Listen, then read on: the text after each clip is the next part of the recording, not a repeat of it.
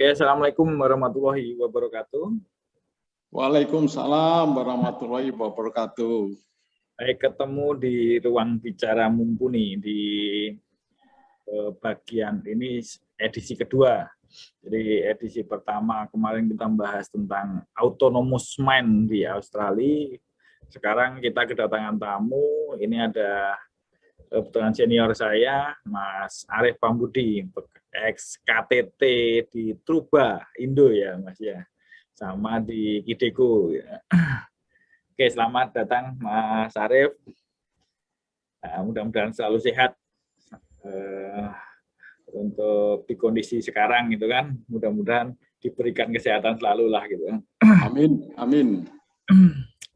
Oke, Mas Arif, mungkin kita pengen sharing ya terkait mungkin nanti ada dua bagian lah gitu kan. Bagian pertama kita ngomongin tentang yang pasti ini ngomongin tentang pengalaman gitu kan, karena biar bisa untuk belajar teman-teman di Mambang based on pengalamannya Mas Arif di beberapa tahun sebelumnya di perusahaan lah gitu kan.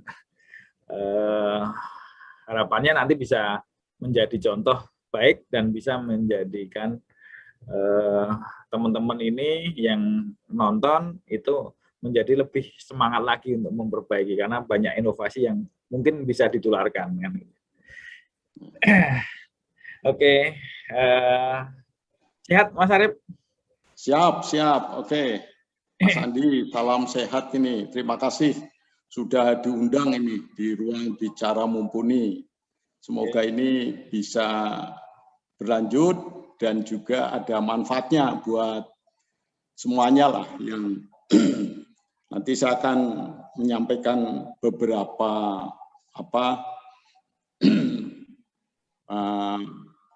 pengalaman-pengalaman lah buat adik-adik ini yang junior, karena saya jadi kepala teknik tambang itu mulai tahun 94. Jadi saya pertama kali itu dapat sertifikatnya namanya kepala teknik tambang, bukan PUU dulu. Jadi langsung kepala teknik tambang tahun 94. Jadi pertama kali saya jadi kepala teknik di Kelian, Equatorial Mining. Kemudian kedua saya jadi kepala teknik lagi di Dairi Prima Mineral, underground di Kabupaten Dairi, Sumatera Utara. Kemudian saya jadi kepala teknik lagi di Asmin Barabronang dan Asmin Barajaan. Kemudian saya jadi kepala teknik lagi di Kideko dan juga kepala teknik di Truba Mining. Coal Mining. ECM itu Truba Indo Coal Mining. Truba Indo Coal Mining, betul. Yang paling lama di mana itu? Saya paling lama itu di Kelian. Oh, Kelian ya. Kelian paling lama, saya 13 tahun. Oke. Jadi selama jadi kepala teknik itu saya mendampingi para inspektur yang senior-senior dan sekarang sudah pensiun semuanya. Pensiun semuanya. Mungkin dulu pernah dengar yang namanya siapa? Pak Marpaung segala macam tuh. Itu Pak Witoro. Pak Sawaludin Lubis. Itu. Saya pernah ketemu semuanya, saya pernah mendampingi beliau-beliau waktu jadi inspektur itu. Waktu masih beliaunya inspektur lagi ya Pak ya? Iya, belum direktur teknik dan lingkungan. Iya. Luar biasa. Kait saya sudah ketemu. Jadi kalau saya ketemu yang sekarang ya anggap ya sebagai ya teman-teman juga gitu. Ya. Berarti kalau yang beliau-beliaunya aja masih inspektur, kalau yang ada sekarang mungkin bisa jadi belum masuk ya, atau mungkin kalau itu dulu masih staff banget kan gitu kan, kalau yang mungkin masih baru masuk gitu ya. Kuliah mungkin. Iya. 9 4. Ya. Di Kelian tutup ya, kalau di Kelian sekarang. Kelian tutup tahun 2003. Gitu. Dan kalau saya lihat di Kelian itu kan juga luar biasa ya, apa klausulnya itu banyak menjadi tonggak atau menjadi bisa ditiru lah buat orang lain kan gitu ya, untuk penutupan main klausulnya gitu kan. Ya. Emas ya itu ya Kelian ya. Mas, betul. Mas dulu Rio Tinto kan, Rio Tinto Australia. Jadi memang Kelian itu dulu tempat saya belajar dan banyak sekali mendapatkan pengalaman. Jadi bukan hanya pengalaman teknik, tetapi juga yang non-teknik. Seperti itu. Kemudian Kelian adalah perusahaan tambang pertama kali yang menggunakan tenaga kerja operator wanita. Ya. Di Indonesia ya, di Indonesia ya. Tahun 91 itu. Dan kita betul-betul memberikan pelatihan kepada penduduk masyarakat sekeliling Kelian, di mana betul-betul mereka tidak punya pengalaman sekali terhadap kegiatan penambangan. Itu berarti dari mulai buka Keliannya? Mulai buka. Saya mulai buka sampai mulai truk terakhir dari tambang itu saya di sana. Tapi setelah sudah dieksplorasi, selesai eksplorasi atau betul, konstruksi ya, tahap konstruksi lah gitu ya. Ya, jadi mulai stripping, mulai pembukaan topsoil itu saya ikut, saya sudah datang di sana. Itu langsung KTT masuk atau ada proses juga sebelumnya? Proses apa? Proses sebagai karyawan sebelum menjadi KTT gitu, Mas. Di Kelian. Ya, betul. Jadi saya kan waktu itu 2091 itu dari Freeport saya. Ya. Dari Freeport masuk ke Kelian tahun 91. Saya itu menjadi short term planning. Oke. Langsung karyawan Kelian. Berjalannya waktu, kemudian saya dikursuskan kepala teknik, jadi kepala teknik, saya kemudian pegang produksi dan servis, pit service. Nah, sebagai pit service ini, saya pegang drilling dan blasting. Jadi khusus pit service itu bikin jalan tambang, ngurusi disposal, ngurusi drilling dan blasting. Dan juga area untuk persiapan reklamasi. Nah, ini saya sedikit mau bicara mengenai bahan peledak aja ya. Mungkin sharing-sharing nanti yang lainnya nanti bisa kalau ada waktu menyusul gitu. Karena banyak sekali saya banyak belajar. Jadi mulai dari buka sampai tutup itu jangan alam gitu. Jadi kalau mengenai bahan peledak ini kita itu harus tahu sekali perencanaannya dulu. Ya, produksinya berapa sih? Ya. Bahan peledak itu kan akan digunakan untuk membongkar batuan. Ya. Nah, harus betul-betul tahu apa yang harus disiapkan terhadap bahan peledak ini. Pasti harus punya gudang. Nah, gudang itu harus punya izin. Izinnya kemana? Izinnya harus ke SDM dan juga kepolisian. Ya. Kepolisian. Kemudian pada saat kita membeli dan menyimpan harus ada izin juga P2. Oke. Betul? Betul. Ya. Kalau kita sudah stok di sana, kemudian izinnya expired, kita harus memperpanjang.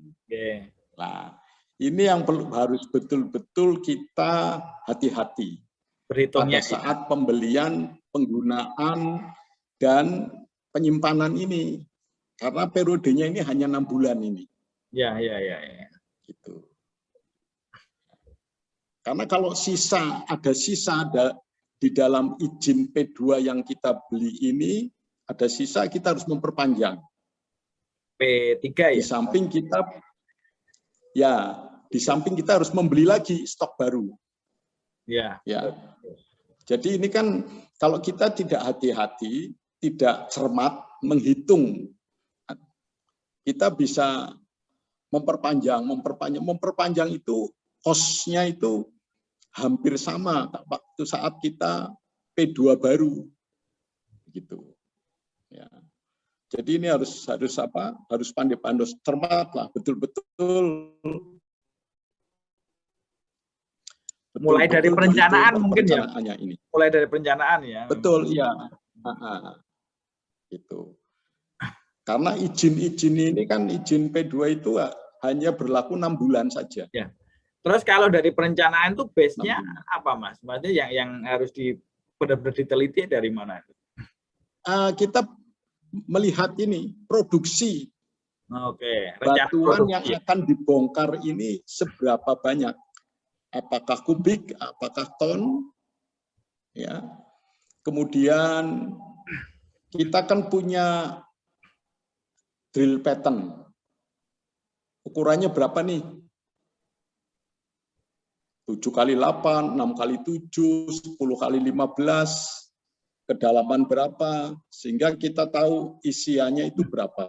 Ya, untuk menentukan drill pattern itu kan kita harus tahu harus tahu diameter drillnya itu sendiri. Hitungannya kan dari situ, teorinya ya. Ya. Kita tahu drill diameter alat bornya, kemudian kita baru bisa menentukan burden spacing-nya itu. Dan kemudian isiannya. Bentar, sebelum masuk ke dalam nih. Jadi mungkin dari sisi awal perencanaan ini juga pasti setiap tahun kan namanya perusahaan sekarang ya diwajibkan RKAB itu juga harus fit gitu kan, harus yang RKAB-nya nanti juga rencana kerjanya itu udah harus clear ya, nggak boleh ngawang atau kira-kira gitu kan, udah. Iya, harus seperti itu. Makanya ini kuncinya adalah di main planning-nya ini. Main planning-nya betul-betul harus teliti dan cermat, begitu. Nah, kalau misalnya ya saya nggak menyepelekan yang baru graduate itu kan biasanya dia hanya mengenal teori, tetapi kondisi di lapangan itu kadang-kadang nggak sesuai dengan teori gitu. Kita harus cermat, harus apa sih yang bisa menyebabkan perubahan-perubahan itu. Oke.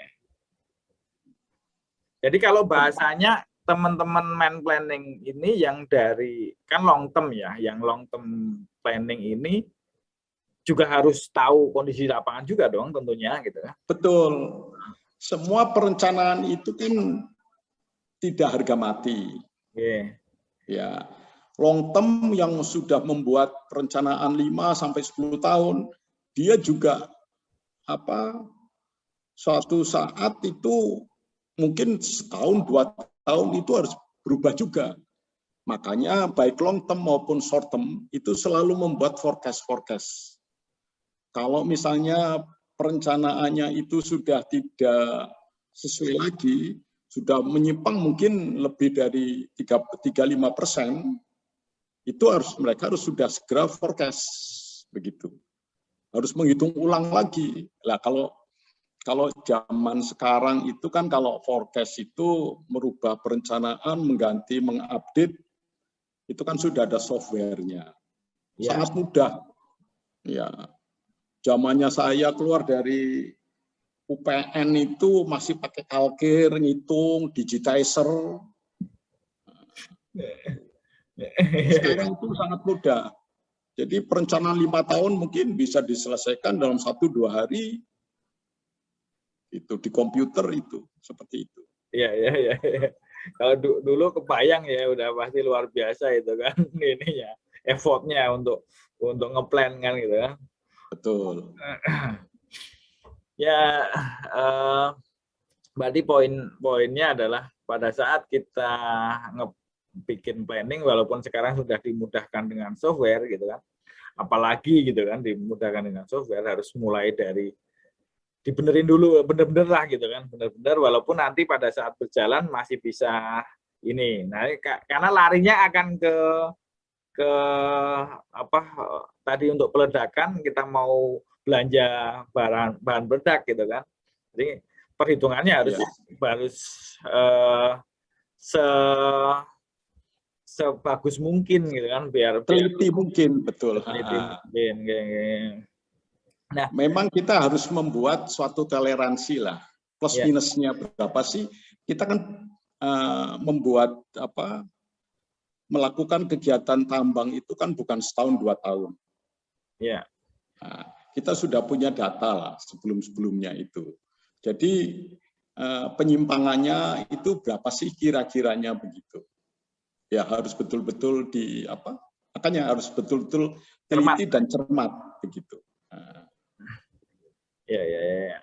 Oke, berarti lanjut tadi ke proses setelah planningnya sudah benar, kita ngeplan ke pembelian gudang. Kan itu sebenarnya pada saat bikin RKAP juga satu jalur sejalur ya. Ya, satu paket. Jadi sekarang saya dengar RKAP itu akan semakin ketat lagi karena apa? Pembelian bahan peledak pun harus presisinya itu harus tepat sekali begitu. Karena kalau kita ada perubahan yang signifikan, mereka juga akan bertanya begitu loh. Ya. Pasti akan ada perubahan. ESDM akan tanya, oh ini kok produksinya sekian, belanja bahan peledak kok tidak matching gitu loh, tidak sinkron gitu. Itu pasti ada pertanyaan juga. Dan setiap kali pembelian bahan peledak 6 bulanan itu kan itu juga harus minta rekomendasi sebelum ke polisi ya. Itu kan harus minta rekomendasi dari SDM juga. Itu akan ditanyakan dulu. Jadi kalau polisi sih mungkin kalau P2 itu nggak begitu nggak begitu ketat sekali. Tetapi SDM itu harus sesuai dengan RKAB-nya seperti itu. Nah, ini yang perlu dicermati begitu. Makanya saat merencanakan pembelian, merencanakan target produksi juga harus hati-hati begitu. Oke, jadi kalau untuk mengantisipasi lagi itu lebih teliti tadi, mungkin ada trik-triknya ini, Mas Arif ya. Triknya seperti ini. Jadi kalau misalnya izin P2 itu kan 6 bulan periodenya, ya enggak? Kita pakai itu ya jangan strict untuk produksi 6 bulan. Oke. Ya. Karena di dalam 6 bulan itu ada plus minusnya. Kebanyakan tuh minus. Ya faktor hujan lah, faktor apa, sehingga kita tidak tepat 6 bulan menggunakan bahan peledak yang sudah kita beli untuk 6 bulan itu. Sebaiknya mungkin kurang 5 bulan lah. Jadi untuk memenuhi produksi 5 bulan saja. Seperti itu. Jadi kalau misalnya pembelian untuk produksi 6 bulan itu 100, ya kalau 5 bulan kita beli saja dan izinnya tetap ya 100 itu. Tetapi yang kita beli ya hanya kurang dari 100 gitu loh. Supaya tidak ada sisa. Biar nggak jadi P3 ya, perpanjangan lagi. Ya, tidak menjadi perpanjangan. Ya sekali lagi kalau ada sisa itu kan sama dengan terusnya itu sama dengan kita itu P2 baru. Sama persis. Gini Mas, berarti kalau misalnya ya, kadang ya ini sebagai orang awam katakan, wah saya itu mending lebih lah daripada kurang gitu. Kadang ada pemikiran seperti itu kan. Kalau di bahan peledak gimana? Enggak, pastilah itu. Pengalaman saya seperti itu. Jadi gini, ya, periodenya kan 6 bulan. Kita punya stok 5 bulan. Ya, pada saat 4,5 bulan, ya, kita sudah mengajukan P2 baru untuk pembelian baru. Oke. Sehingga memang harus ada overlap 1 bulan. Oke. Ya, harus seperti itu. Jadi yang kita urus itu hanya P2 baru terus. Baik, ya. Karena di bulan kelima itu kan ya bulan kelima kalau memang play-nya benar pasti sudah habis gitu. Tetapi pengalaman saya itu kalau kita punya stok 6 bulan ya bulan pasti ada sisanya. Itu. Kalau dibikin pas 6 bulan persis gitu ya, pasti. Ya. Banyak banget. Itu banyak adalah kemungkinan. Ya. Oke. Jadi saya biasanya bulan keempat itu sudah siap-siap saya mengajukan P2 baru. P2 yang baru untuk stok 6 bulan berikutnya. Tapi tetap saya belinya itu 5 bulan lagi gitu loh. Oh, oke. Itu. Ya. Sehingga betul-betul P2 yang kita sebelumnya itu udah betul-betul stoknya habis gitu. Supaya kita tidak ada sisa dan tidak mengeluarkan kos untuk perpanjangannya. Oke, ya. Jadi lebih baik kita kurangi dari kalau kita bikin fix 6 itu 6 bulan kita justru akan lebih gitu. Ada perpanjangan. Ya. Seperti itu. Oke.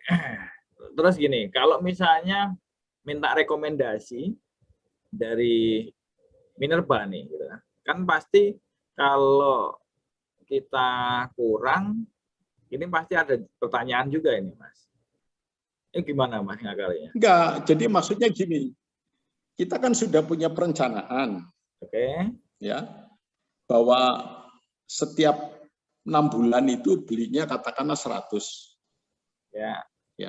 Ya kita tetap mengajukan rekomendasinya 100, tapi yang kita beli itu tidak 100 begitu loh.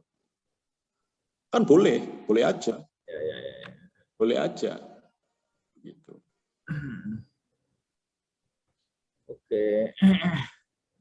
Oke, berarti pada saat kita merencanakan tadi dibikin jangka waktunya 5 bulan, terus stoknya 5 bulan begitu. Bahan peledak yang kita beli 5 bulan, tetapi periode izinnya itu kan tetap 6 bulan. 6 bulan ya. Seperti itu. Oke, pada saat nanti deliver nih, dikirim gitu ya. Dikirim ke lapangan ini kan pasti juga ada dinamika ya di perjalanan juga kan. Ya. Nah, itu makanya saya bilang pada saat bulan keempat atau 4,5 gitulah, itu kan kita sudah mengajukan bulan keempat lah untuk izin pembelian baru. Oke. Ya. Katakanlah bulan keempat, kemudian ngurus sampai ke Mabes kan katakanlah sebulan. Ya. Untuk delivery kan kalau kita jauh hari sudah menyampaikan bahwa kita sudah mengurus nih, begitu selesai kan kita bisa langsung minta dikirim. Iya. Paling 1 minggu sampai 10 hari lah untuk mendelivery itu. Proses perizinan berapa lama biasanya? Nggak sampai 2 mingguan lah kalau lancar itu, karena di Mabes juga ada ininya, ada apa? Mereka diberi target juga bahwa 3 hari harus selesai. Oke. Kan mulai dari Polres, Polda mungkin 1-2 hari selesai.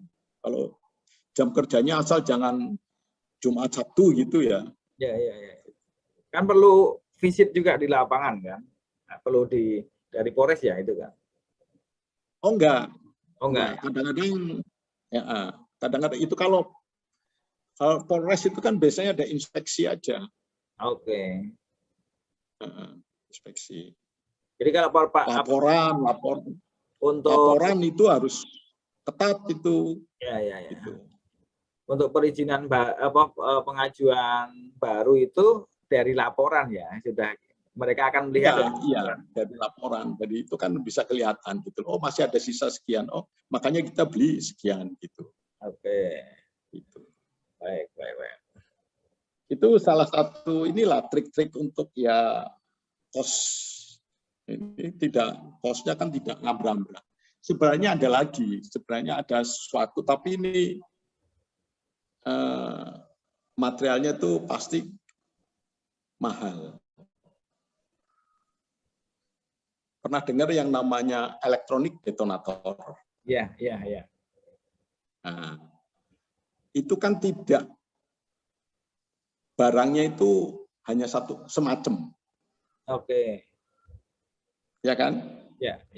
Pada saat kita masukkan menjadi in-hole detonator, baru kita set mau jadi milisecond berapa delay-nya itu. Itu akan lebih kita bisa cermat sekali malah menghitungnya. Cuma harganya memang mahal. Mungkin 3-4 kali dari nonel itu. Padahal kalau kita pakai nonel, itu kan harus memakai 2 detonator ya. In-hole dan surface. Ya. Ya.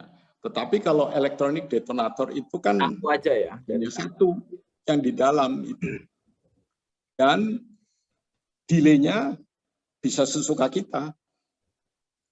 Kita ngaturnya, bagaimana kita ngaturnya aja ya dari alatnya kan.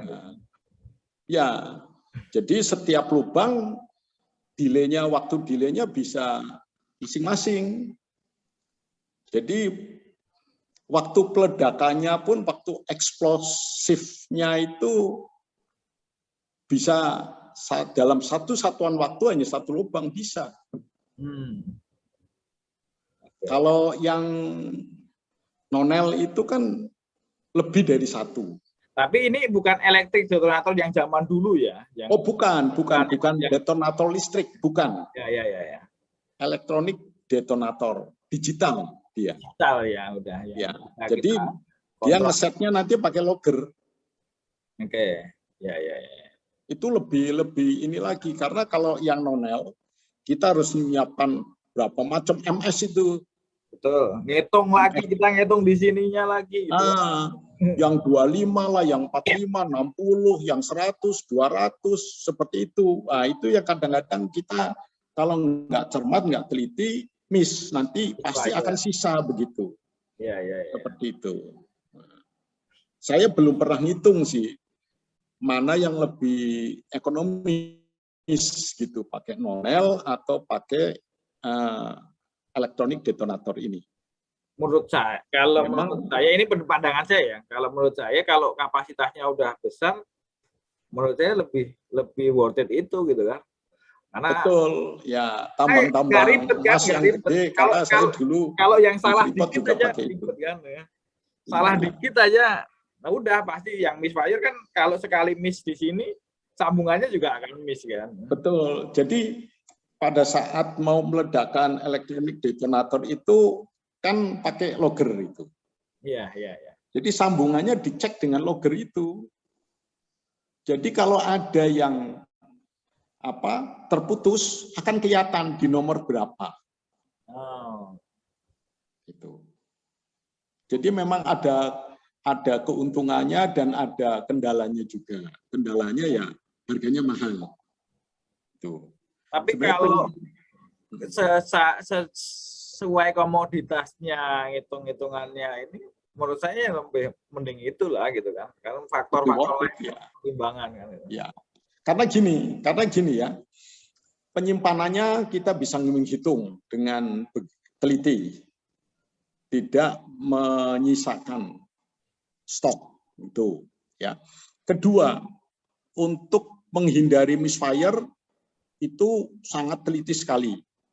Karena nggak mungkin misfire karena sambungannya pasti sudah terkonek. Ya. Ketiga, delay-nya itu kan bisa diatur sesuai dengan kita. Ya.